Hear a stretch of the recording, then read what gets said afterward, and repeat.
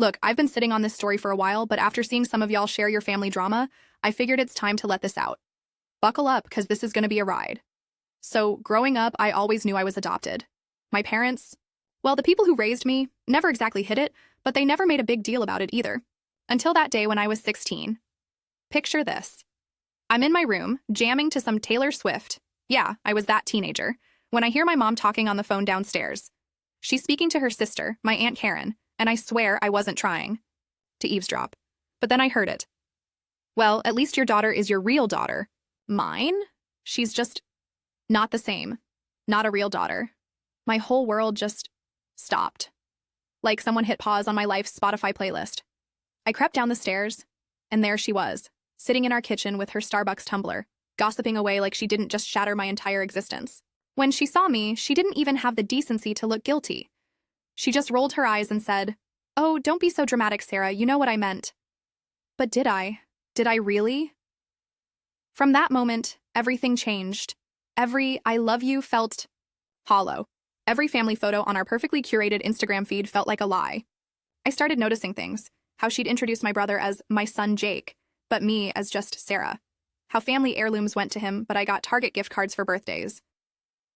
The final straw came during my high school graduation. While other parents were crying and taking a million photos, my mom spent the entire ceremony on her phone, planning Jake's college dorm shopping spree. When I walked across that stage, she barely looked up. But oh boy, when Jake graduated 2 years later, she practically hired a professional photographer. That night, after everyone went to bed, I made a decision. I packed everything I could fit into my beat-up Honda Civic and left. No dramatic goodbye, no tearful confrontation. Just me, my car, and a half tank of gas heading to New York City with $847 in my checking account and a dream. The first few months were rough. I'm talking ramen for every meal, sleeping on a friend's couch rough. I worked 3 jobs, barista, at a hipster coffee shop in Brooklyn, night shifts at CVS, and weekend gigs doing social media for a startup. But you know what? Every struggle, every 16-hour day, every time I counted quarters for laundry, it all felt better than being someone's fake daughter. Fast forward 5 years.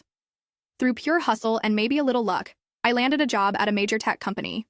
Started as an intern, worked my way up to product manager, then senior product manager. By 28, I was making 6 figures, living in a sick apartment in Manhattan with a view of Central Park, and had built a life that was 100% mine. Then, out of nowhere, Mom starts calling. At first, I ignored it, but she was persistent. Texts, voicemails, even emails to my work address. Finally, I picked up. "Sarah, honey, we need to talk. Your father and I, we need help." Turns out, Dad's business tanked during COVID. They'd blown through their savings trying to keep it afloat, and now they were drowning in debt. The house I grew up in, foreclosed. Jake?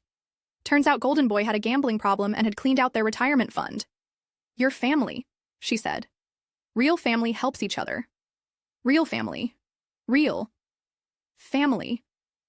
I laughed so hard I nearly dropped my phone. Funny how I'm real family when you need something, but I was just the fake daughter when you didn't. She tried everything. Tears, guilt trips, even bringing up how they gave me a home.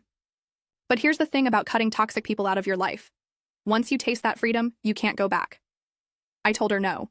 Not just no, but hell no. And when she showed up at my apartment building, still don't know how she found my address. I had security escort her out. She made a scene, crying about how ungrateful I was, how I'd abandoned them in their time of need. Updated. The calls didn't stop after that day. If anything, they got worse. Mom went from begging to demanding, like I somehow owed them my success. She'd leave voicemails at 3 a.m., sometimes drunk, sometimes crying, always playing the victim. "We took you in when nobody wanted you," she slurred. In one message. "We gave you everything, and this is how you repay us? Everything? Really?" They gave me food and shelter, the bare minimum required by law. They gave Jake love, support, and unconditional acceptance. Me? I got tolerance at best. Resentment at worst. The manipulation tactics were next level. She'd sick relatives on me, cousins I hadn't spoken to in years suddenly sliding into my DMs with sob stories about poor Aunt Linda living in her car. Spoiler, she wasn't living in her car, yet. Then came the social media guilt trips. She'd post old family photos on Facebook with captions like, "Missing happier times when our family was whole." The comments were brutal. People who didn't know the real story attacking me for being heartless, selfish, ungrateful, Friends from high school reaching out to ask how I could do this to my parents. Mom had painted herself as the devoted mother, abandoned by her cruel daughter, conveniently leaving out the fake daughter part. But you know what? I'd learned something in therapy. Yeah, I go to therapy. Best investment I ever made. I'm not responsible for other people's narratives about me. Then Jake reached out. Golden boy himself, who hadn't spoken to me since I left home.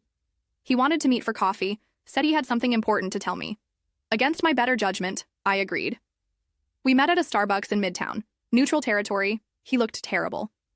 The confident, cocky brother I remembered was gone, replaced by someone who looked broken.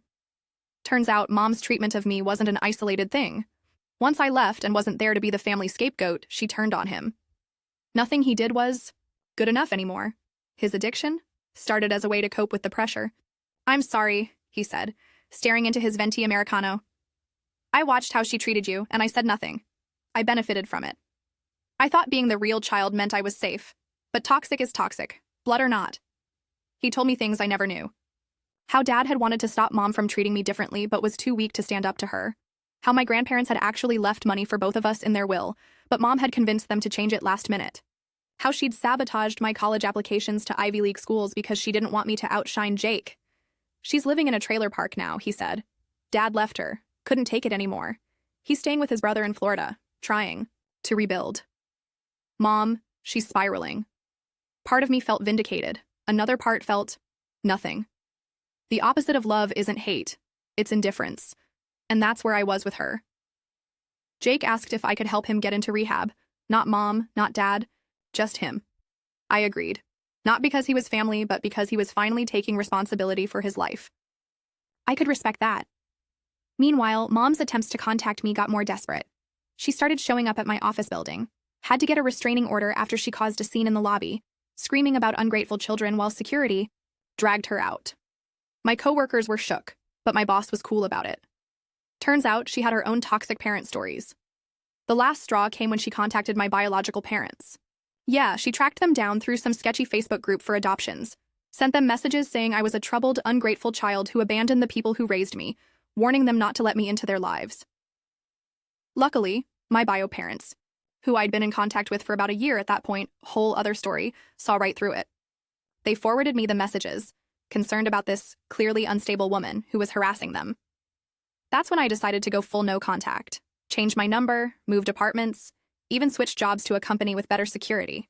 Some might say I was running away, but I see it as choosing peace. Updated. A year passed in beautiful silence. My career was thriving, got promoted to director of product, was pulling in multiple six figures, and even started angel investing in startups.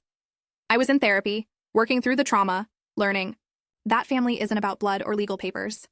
It's about who shows up for you, who celebrates your wins, who holds space for your losses. I'd built my own family. My best friend Maya, who'd let me crash on her couch those first brutal months. In NYC. My mentor at work, Robert, who'd seen potential in me when I could barely see it in myself. My bio parents, who approached our relationship with such respect and care, never pushing, always letting me set the pace. Even my doorman Luis, who always asked about my day and kept extra packages safe when I traveled. Then one rainy Tuesday, I got a call from an unknown number. Usually I'd ignore it, but something made me pick up. It was a social worker from Arkansas. Are you Sarah Mitchell? We have you listed as next of kin for Linda Mitchell. My mom had put me as her emergency contact at the trailer park where she lived. She'd had a stroke, a bad one. She was in the hospital, uninsured, looking at months of rehabilitation if she survived. The social worker was calling because decisions needed to be made. Mom couldn't speak, could barely move the left side of her body. There was no one else. Dad was permanently in Florida with no intention of coming back, and Jake was 6 months sober working minimum wage, in no position to help. I sat in my corner office, looking out at the Manhattan skyline, rain streaming down the windows, and felt nothing. Then something. Then everything. Here's what people don't tell you about cutting toxic parents out of your life. The guilt doesn't magically disappear. It sits there, quiet most days, but ready to sucker punch you when you least expect it. You can know logically that you made the right choice, that you protected yourself, that you deserved better. But that little kid inside you, the one who just wanted their mom to love them, that kid still hurts. I flew to Arkansas that weekend, not sure why. Maybe closure, maybe obligation, maybe just to see if I'd feel anything. The trailer park was exactly what you'd expect. Run down, forgotten, the kind of place where dreams go to die. Her unit was in the 23, a faded blue single-wide with a broken screen door and weeds growing through the deck. Inside was worse. Pills everywhere, empty vodka bottles, and on the fridge, covered in magnets from places we'd never been, were pictures. All of Jake. None of me. Even at rock bottom, she'd maintained her narrative. At the hospital, she looked small. This woman, who'd loomed so large in my trauma, who'd shaped so much of my pain, was just a frail, broken person in a hospital bed. When she saw me, her eyes widened. She tried to speak, but could only make garbled sounds. The doctor pulled me aside. The prognosis wasn't good. She'd need 24/7 care, extensive rehabilitation, and even then, might never walk or speak properly again. The bills would be astronomical. Without insurance, without family support, her options were limited to the worst kind of state facilities. Had a choice to make. Not about money. I could afford her care without even feeling it. The choice was about who I wanted to be. Would I be the person she raised me to be, transactional, conditional, keeping score, or would I be the person I'd chosen to become? I paid for a month of care, got her transferred to a decent rehabilitation center, set up a trust that would cover her basic needs. Not luxury, not comfort, just dignity. I didn't do it for her. I did it for that 16-year-old girl who heard she wasn't a real daughter and still somehow grew up to be a real human being. But I didn't visit again. The trust was managed by a lawyer. The bills paid automatically. I gave her what she'd never given me, basic human consideration, but nothing more. No relationship, no forgiveness, no pretending we were something we weren't. Final update. It's been 2 years since I set up that trust. I get quarterly reports from the lawyer. She's stable, still in the facility, still unable to speak clearly. Jake visits her sometimes. He's doing well, 2 years sober now, working as an addiction counselor. We text occasionally, share memes, slowly building something that might become a real sibling relationship. Dad remarried, a nice woman who treats him well. They sent me a Christmas card this year. I didn't respond, but I didn't throw it away either. As for me, I'm engaged now to an amazing woman who understands that some wounds don't need to heal. They just need to be acknowledged. We're planning a small wedding, just our chosen family. My bio parents will walk me down the aisle. Sometimes people ask if I regret cutting my mom off, if I wish things were different. Of course I do. But wishing doesn't change reality. She showed me who she was, repeatedly, cruelly, consistently. I believed her. Being adopted doesn't make you less of a daughter. Being blood-related doesn't make you more of a mother.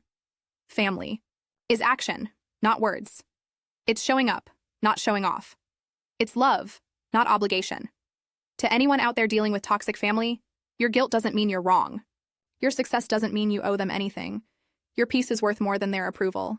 I'm still Sarah, still adopted, still successful, and finally, still at peace. Some stories don't have happy endings.